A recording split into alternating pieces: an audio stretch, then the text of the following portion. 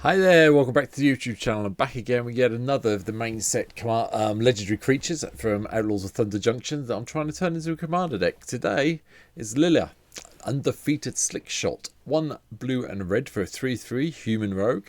Has prowess, so good start. I'm quite liking these stats so far.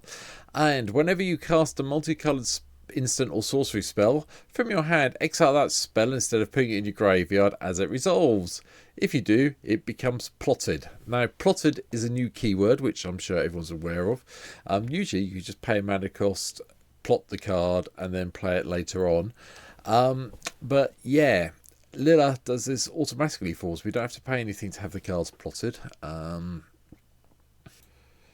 But the only downside to having cards plotted is you can only play them at sorcery speed. But, you know, it's a bit like... a new version of Foretell, I suppose. But anyway, yeah, Lilah seems quite good fun to me, and there's a lot of very good, well, from my point of view, red and blue spells available. So this is what today's deck revolves around. Thank you, by the way, to the 371 people who are now subscribers here on YouTube. Please help me out. Hit the subscribe button that should have appeared down below. And yeah, come and watch me play the deck on Twitch. You can see it when this comes out, when this hits MTGO in a week's time, I think.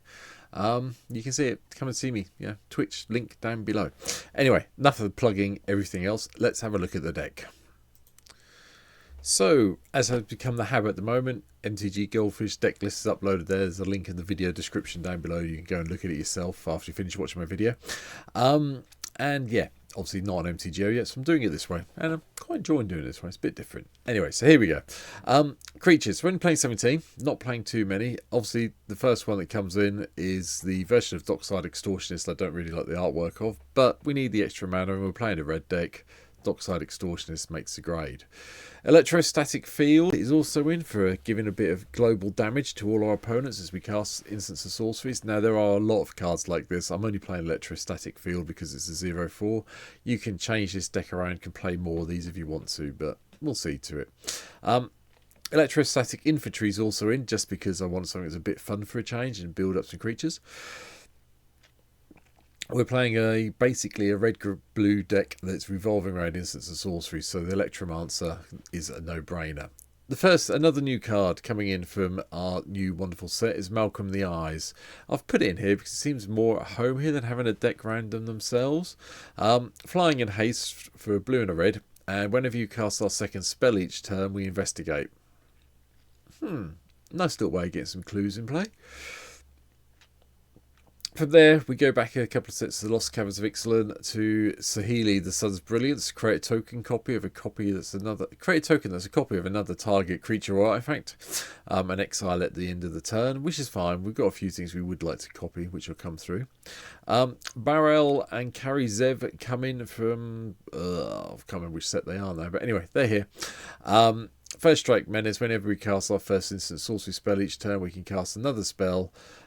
Same mana value from our hand, well, lesser mana value from our hand, or we get the 2/1 First Mate Ragavan Legendary Monkey Pirate token, and it gains haste until the end of turn. So, you know, yeah, that's pretty good. So we either get a second spell,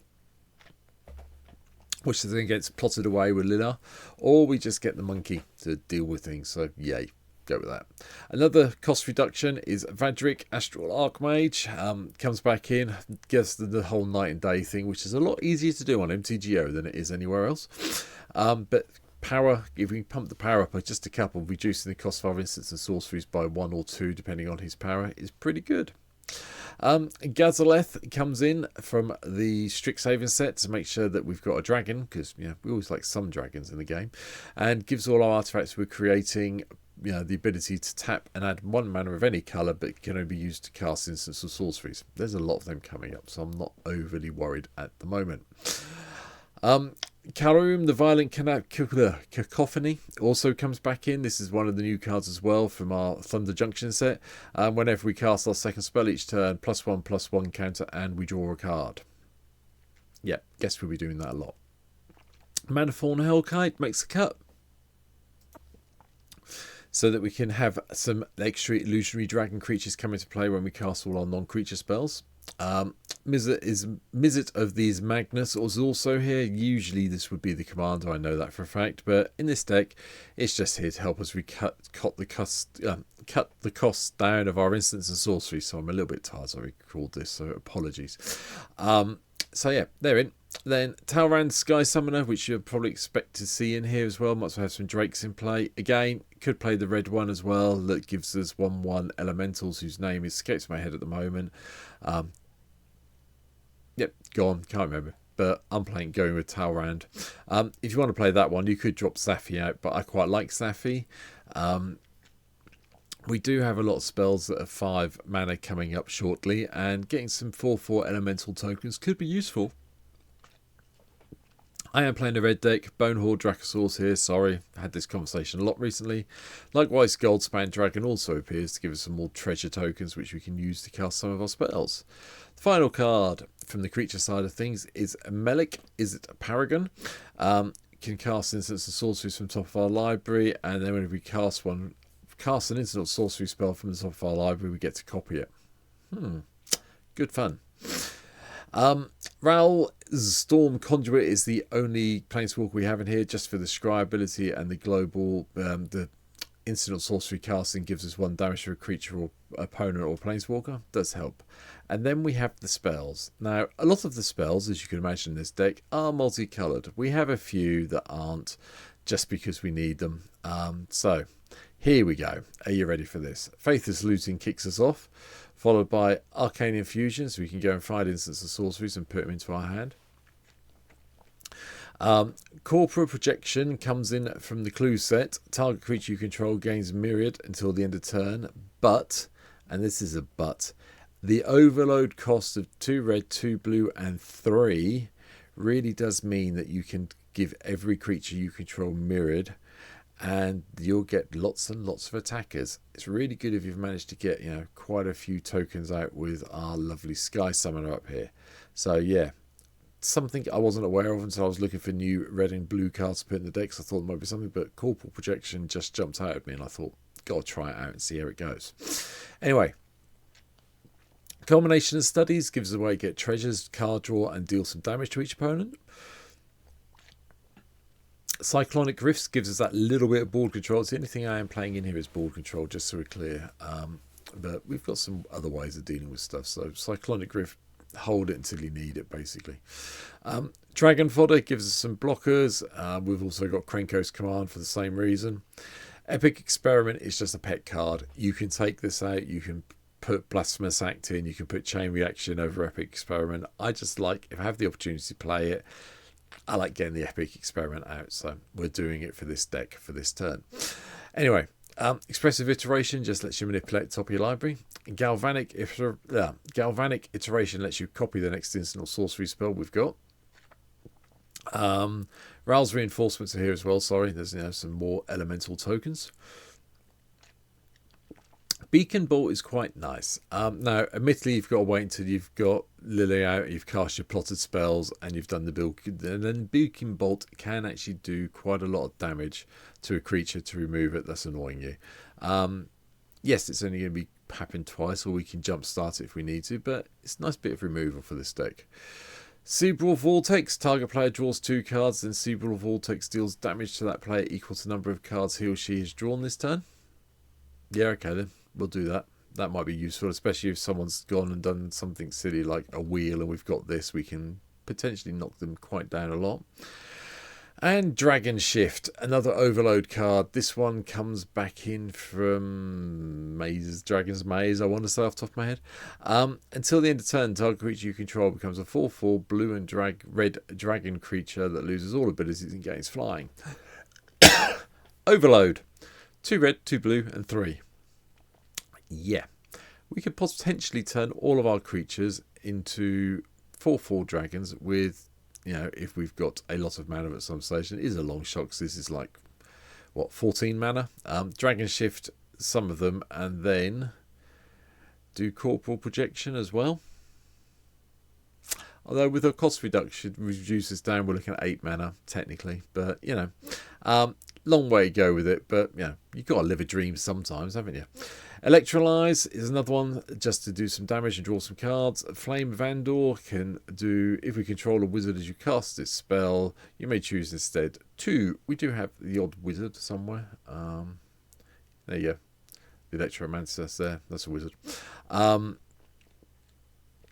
So, we could draw a couple of cards, destroy an artifact, or deal 5 damage to a creature. One of the few non-multicoloured instants of sorceries, Jessica's Will, that had to be here. Prismari Command is multicoloured, so damage, card draw, treasure, artifact destruction. Squeak's Revenge, probably a bit of a stupid card to have in this deck. Can come out quite easily and be replaced with something you prefer. But I quite like the fact that you can choose a number and flip a coin that many times and then draw cards for each one you win. Probably going to be 1 or 2. 3 mana, yeah. Worth a try, isn't it? Anyway, Stitch in Time, flip a coin. If we win the flip, we get an extra turn after this one. Nice, it's the first of our extra turn spells. We've got a few in the deck just to help us get there. Big Score's just here for some card draw, instant speed, and a bit of treasure creation. Collected Conjuring is just so we can do the exile the top 6 cards of our library, cast up to 2 sorcery cards, and then put the rest. Put the exiled cards not cast this way on the bottom of your library in a random order. Yeah, might get you through some random stuff. Ill-Timed Explosion. Draw 2 cards, then you may discard 2 cards. When you do, Ill-Timed Explosion deals X damage to each creature where X is the greatest mana value of the cards discarded this way. There's another one of our board control cards, which is very nice. Mizzix's Mastery, you all know what it does. Eventually we'll get to the point where we can bring everything back from the graveyard and cast it all again for the overload cost. Reinterprets an unexpected counterspell. I quite like this. Very much fun. Counter the target spell and then play something for our hand with a lesser, equal or lesser mana value. Cunning Strike, 2 damage to a creature, 2 damage to a player and a card draw. Master of the Way, draw a card, then Master of the Way deals damage to target creature or player equals the number of cards in your hand. Prophetic Bolt, old school one, can come out, but it's old school and it's blue-red, so it's in. 2 quick extra turn spells, Temporal Manipulation and Time Warp are both making an appearance. Expansion Explosion had to be here. We are in a red-blue deck after all, so no point playing it. And the final extra turn spell is Alrund's Epiphany. I'm going to be honest, I'm not a great fan of extra turn spells in Commander. However, with this deck, I felt they were necessary. If you feel otherwise, feel free to take them out and put other cards in you'd rather play. But I think for this deck, we need to be able to take those extra turns and get that extra damage in. So, swings and roundabouts while they're here. Brass's Bounty does the whole extra treasure thing. Creative Outburst gives us 5 damage. Top 5 cards of your library, put 1 of them in your hand, the rest on the bottom of your library. Or we could just discard and get treasure.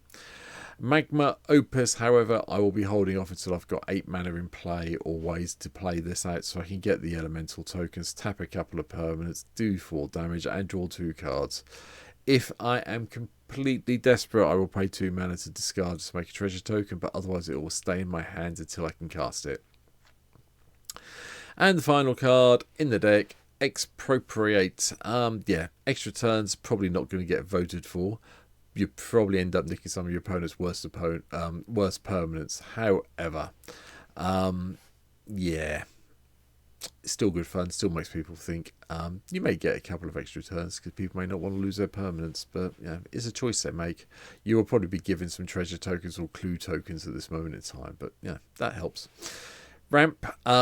Mox Tantalites, Soul Talisman, Soul Ring, Arcane Signet, the Ruby and Sapphire Medallions, Talisman of Creativity, and not Ramp, but the other artifact that's in the deck is the Primal Amulet, so that we can make our instants of sorceries cost even less, and hopefully we'll get this flipped so we can start copying them with the Primal Wellspring. So there you go. 1 enchantment is just Sorcerer class. I had to have it in here really. We are playing a kind of spell-based deck and it just made a bit of thematic sense to me to have this here. Again, another card you can cut out if you want to put something else in. But I do like getting this up to the level 3 where we can deal damage to each opponent equal to the number of sorcery and instant cards we've cast this turn. Can be useful. Land-wise, 36 lands, 10 islands, 10 mountains, the usual selection of red and green lands you'd expect to see. Command towers here. I am playing Field of the Dead because I'm not playing many creatures and I want some blockers to come out. Beyond that, I will just point out libraries in here from the clue set so we can do the whole blue and red and investigate if we need to get some card draw on the go. Beyond that, nothing you really probably wouldn't expect to see in a deck like this. So that is it for Lilah, Undefeated Slickshot. Hope you've enjoyed it. I really do want to say thank you once more to all the people who've joined recently. I really do appreciate it. It's getting me a little bit nearer to my 500 target by the end of the year. But for now, thanks for watching, and I'll see you very soon with another deck to look at and talk about and probably complain about. But hey hum, it's my choice. Don't like it, yay. Let me know in the comments. Let me know. Cheers. Take care. See you soon. Bye.